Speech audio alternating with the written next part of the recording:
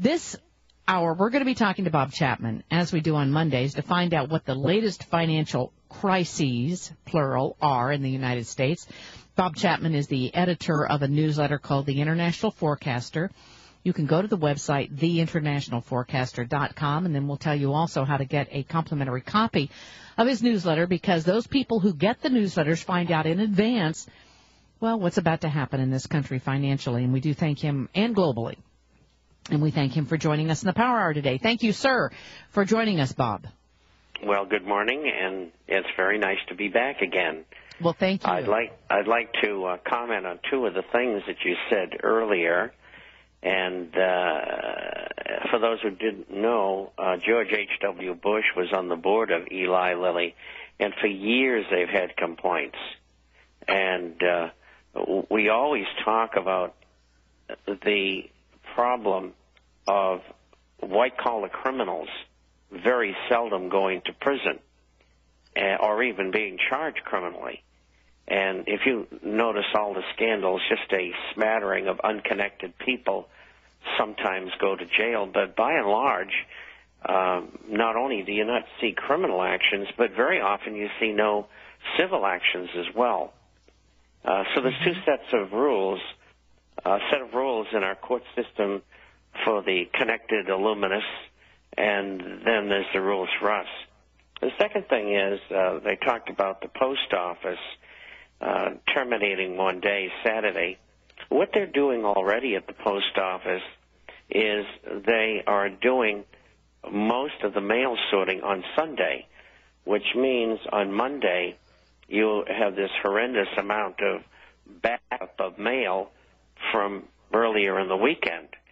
And the carriers are not allowed to work over a certain amount of hours, so much of that, or part of that, gets carried over into Tuesday. And were they to shut down for Saturday, in addition to what they're already backed up in their regional centers, it would be absolute chaos. And so I think the person who made the recommendation to cut out Saturday delivery did it for political purposes alone. Well, that's kind of adding to the already existing chaos in nearly every area of our lives, so it's just one more little chaotic event. So, I mean, what difference does it make is probably what they're thinking, is let's just, inconvenience people a little bit more. They won't notice anything. It's sort of like the movie The Postman. The mail gets there several years later. But it's not funny, but that's what they're shooting for. And the more chaos, the better. The highlight today, I think, is that the realization in the automobile industry is that they're going to need more money. And General Motors has asked for another $7 billion. And I think Ford is about to have to ask as well. And this is just going to go on. And, of course, they haven't approached the supply train at all. All of those companies that contract the building of parts of the vehicles, and they're all in serious trouble as well. So if you're going to save that industry by spending money on it, what you have to do is spend money on that entire supply train. And so it gets a little complicated dollar-wise. Probably you're talking $500 billion or more. And so these people in the elitist structure have been trying to destroy the automobile industry since 1980. They started by building plants overseas that year. And it's been the denigration of that industry in the United States since then. And they have no intention of letting up. They want to be able to build all those vehicles offshore and then ship them back to the United States. And when they do that, let's say they make them for $8,000, they can sell them for $14,000. Whereas if they made them in the United States, they'd make them for $13,000 and sell them to $14,000. And this is what this free trade, globalization, offshoring, outsourcing is all about. And it's a destruction of the entire structure of manufacturing in the United States. The machinist trade is almost dead. And once it's gone, the machine tool abilities, I don't know how. Oh, yeah, absolutely. They would train new people, because everybody who used to do it is either dead or doesn't do it anymore. And they would have to call in people from other countries to train people to be able to make machine tools. Mm-hmm.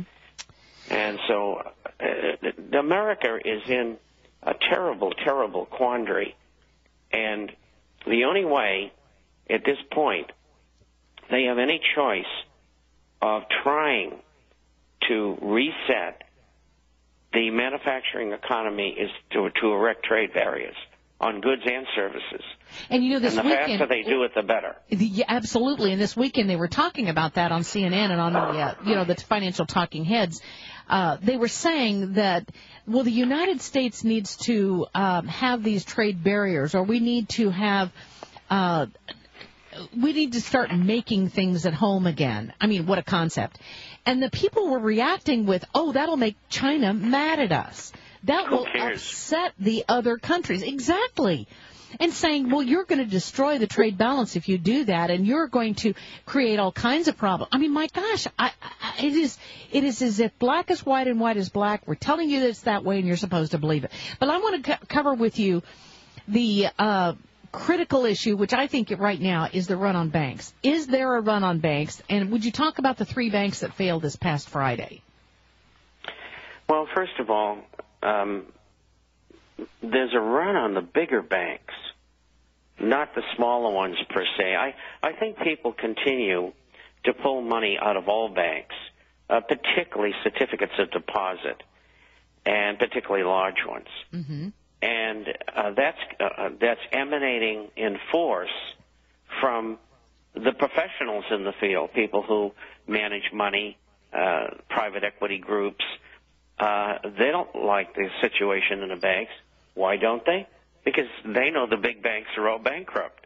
Because that's their business of knowing, who's solvent and who isn't, mm-hmm. or who's the best place to deal with. And so they've been pulling their money out. I mentioned that in the forecast of this past week. And I think they're going to continue to do so. I don't know on the 3 small banks why they went out of business. I do know I had them in the forecaster on Saturday. That was part of the what I call the FDIC's Friday night financial follies, where they come out under the cloak of darkness, right, and let you know the 3 banks went under, and hopefully no one will talk about it on Monday. Or know about it until Monday, and they can have a little peace. Well, now Magnet Bank in Utah, I think, was a fairly good-sized bank, wasn't it? Didn't it have a lot of branches? I really don't know. It seemed to me that there was... Anyway, I don't know, but the bank in Ocala, bank in Utah, and I forget where the 3rd bank was. But this is significant, 3 of them. And what have there been? 6 this month. But, of course, we're not supposed to talk about that. That's supposed to be like, oh, you're going to create the run on banks if you talk about it. Well, Joyce, that's why we have this program. We got to talk about it. We got to talk about the truth and reality of what's going on out there. And people should be taking their CDs out of banks and putting them in gold and silver-related assets, because they're going to find in the final analysis that's the only place to be.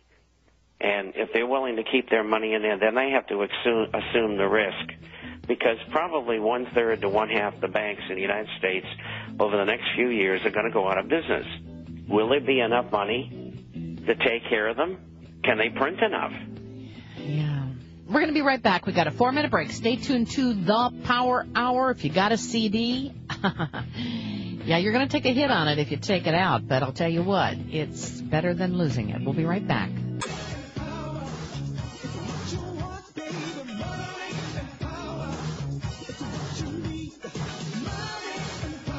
Seems to me to represent a value system that is going by the wayside.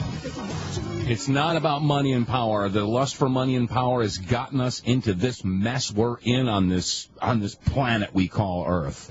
And it's going to change. Welcome back to the Monday edition of the Power Hour, 24 and a half minutes past the hour. This is Dave. And Joyce. We're talking to Bob Chapman today, and the phone number, if you would like to get a copy of the newsletter, the newsletter that really is ahead of its time, the International Forecaster, call 877-479-8178. That's 877-479-8178. And also, Wanda sent to me the failed bank list. So those of you who are interested in seeing the failed bank list, how inspiring this one is, it goes from 2000 on to the number of banks that have failed.